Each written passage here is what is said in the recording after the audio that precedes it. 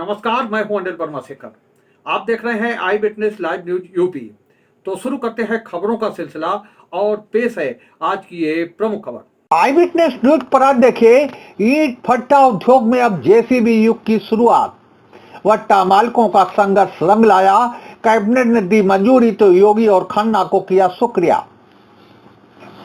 ईंट भट्टा मालिकों को लंबे संघर्ष के बाद मिट्टी खुदाई के लिए जेसीबी का इस्तेमाल करने की छूट मिल गई है।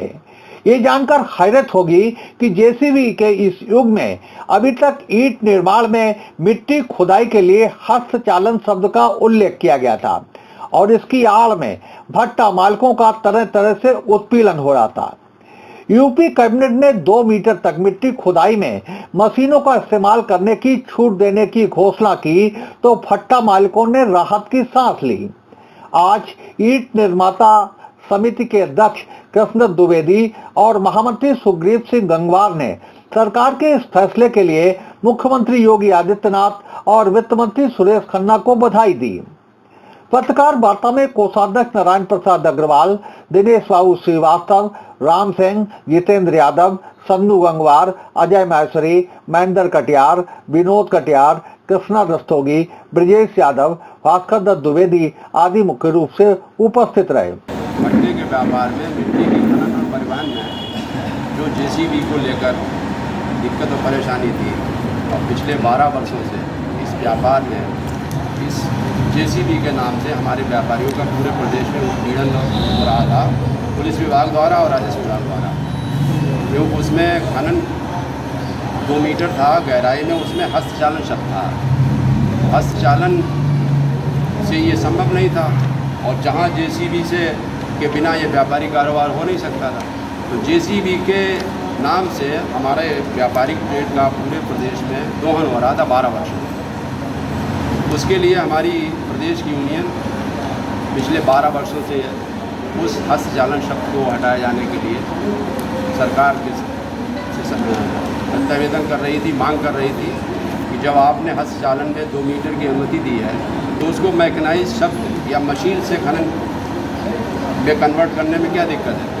लेकिन प्रशासन और शासन और उससे जुड़े हुए बहुत से लोग जिनकी आमदनी का बहुत बड़ा सोर्स है ये खनन, वो उसमें रुकावट आ रही थी, इसलिए वो कोई उसमें अड़ंगा डाल रहा है जिससे वो मशीन शब्द उसमें नहीं आ पा रहा था। अभी काफ़ी प्रयास के बाद पिछले 10 अक्टूबर को जो कैबिनेट मीटिंग हुई उसमें ये हस्तचालन के स्थान पर जो है जेसीबी शब्द जोड़ दिया गया है। तो हमारे प्रदेश के भट्टा व्यापार में बहुत बड़ी सहूलियत सरकार द्वारा दी गई और व्यापारिक कार्य में जो शोषण उत्पीड़न हो रहा था राजस्व विभाग द्वारा और पुलिस विभाग द्वारा, उस पर बहुत बड़े स्तर पर लगाम लगे थे और हमारे व्यापारी भट्टा मालिक जो है अपना व्यापारिक कारोबार सहूलियत से सुगमतापूर्ण कर सकें। इसलिए आज की एक प्रेस कॉन्फ्रेंस बुलाई गई है और इस नाते हम माननीय मुख्यमंत्री जी को और हमारी यूनियन के जो माध्यम थे माननीय सुरेश खन्ना जी, जिनके माध्यम से मुख्यमंत्री स्तर तक हम लोगों ने प्रयास किया और हमारे संगठन का उन्होंने बहुत बड़ा सहयोग किया। इसके लिए हम वित्त मंत्री खन्ना जी, सुरेश जी खन्ना और माननीय मुख्यमंत्री जी को संगठन की तरफ से बहुत बहुत बधाई।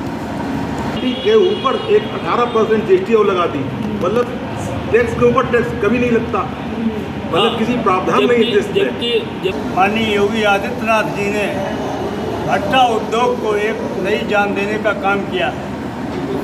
पिछले लगभग 1.5 दशक से हम लोगों को खनन में परेशानी आ रही थी, तमाम तरीके की भ्रांतियाँ थी और जेसीबी के अलावा खनन नहीं हो सकता है क्योंकि भट्टे में खनन की ज़्यादा आवश्यकता पड़ती है।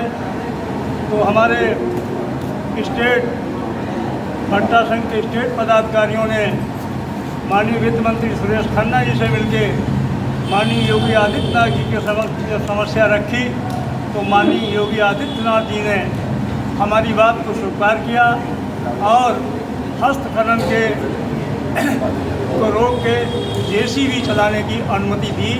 इसलिए हम माननीय मुख्यमंत्री जी को, माननीय सुरेश खन्ना जी को का बहुत बहुत आभार व्यक्त करते हैं। उम्मीद है आपको हमारी ये खबर पसंद आई होगी। आप इसे लाइक करें, अपने दोस्तों के साथ शेयर करें और कमेंट करके अपनी प्रतिक्रिया बताएं। अगर आप पहली बार हमारे चैनल से जुड़ रहे हैं तो चैनल को सब्सक्राइब करना ना भूलें, यही निवेदन आपसे है।